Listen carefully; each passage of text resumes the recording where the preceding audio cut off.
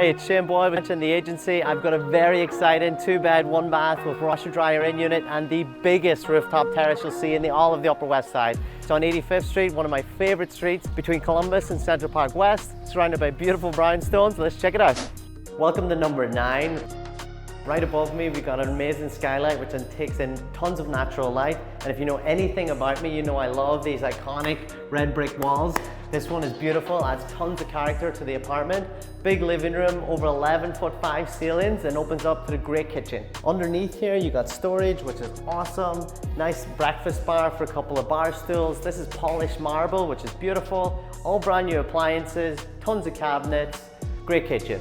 Into your first of the 2 bedrooms, can fit any size furniture. Again, have the exposed red brick throughout. Check out this massive closet. There's also a big storage loft up above as well. On back out into the hallway, behind these barn doors is going to be your very own washer dryer. Fully tiled bathroom as well, which is beautiful. And come on into your primary bedroom. You have 2 large windows here, high ceilings throughout. Look at the exposed red brick here as well. And into your wonderful walk-in closet. This apartment is drowned in closet space.